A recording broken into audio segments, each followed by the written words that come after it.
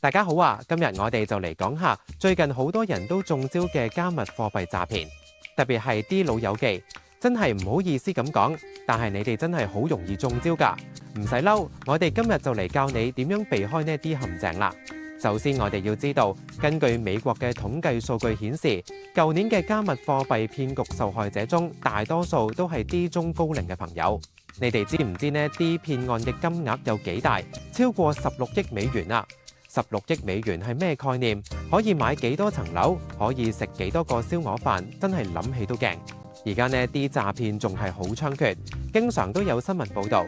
所以我哋今日就請咗啲專家嚟分享5個要訣，等大家可以避免成為下一個受害者。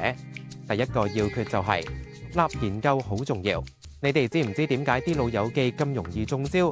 因為佢哋好多時都會信啲名人代言嘅嘢，但係呢，我哋要記住，唔係所有明星代言嘅嘢都係好嘢㗎。好似之前有個好多 KOL 同電視藝員代言嘅加密貨幣項目，結果都係騙局嚟㗎。所以我哋唔好盲目相信，一定要自己做研究。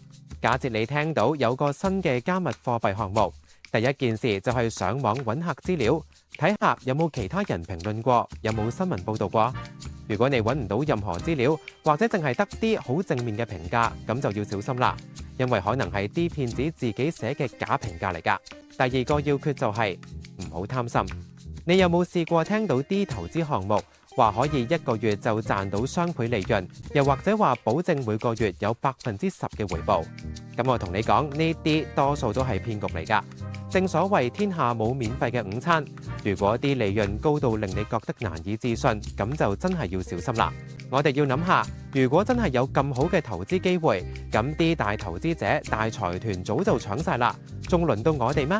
所以記住，唔好貪心，唔好期望可以一夜致富。投資係需要時間同耐性㗎。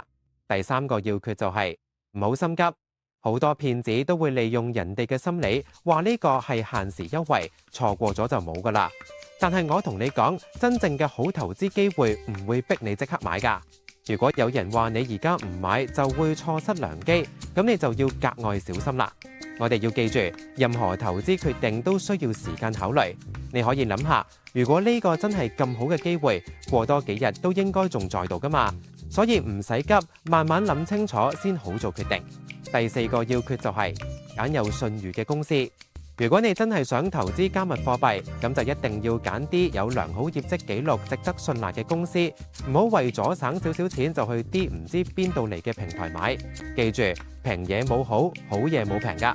同時都要揀啲較為知名嘅加密貨幣，例如比特幣咁，唔好去買啲乜都唔知嘅新幣種，因為呢啲好多時都係騙局嚟㗎。記住，知名度高嘅加密貨幣雖然都有風險，但至少冇咁大機會係騙局啦。第五個要訣，亦都係最重要嘅一個，唔好亂透露個人資料同財務狀況。呢個可以話係所有詐騙嘅基本功。無論係邊個打電話同你講，定係收到咩電郵，都唔好隨便講自己嘅個人資料同埋財務狀況。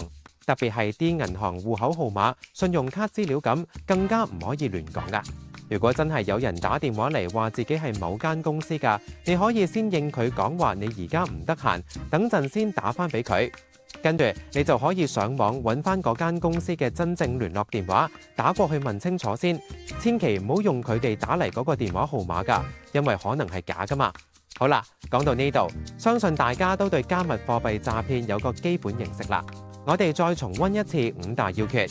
第一，做好獨立研究；第二，唔好貪心；第三，唔好心急；第四，揀有信譽嘅公司；第五，唔好亂透露個人資料同財務狀況。其實呢幾個要訣唔單止適用於加密貨幣詐騙，對於其他類型嘅投資詐騙都啱用㗎，所以大家一定要記住啦。最後我都想同大家講，投資呢樣嘢真係要謹慎，特別係啲退休嘅老友記。你哋嘅養老金係你哋以後生活嘅依靠，千祈唔好為咗一時貪念而拎去冒險啊！記住，小心駛得萬年船，寧願少賺啲，都唔好冒險輸晒所有啊！好啦，今日嘅內容就到呢度啦，希望大家都記住呢幾個要訣，唔好俾人呃錢啊！下次見啦，拜拜。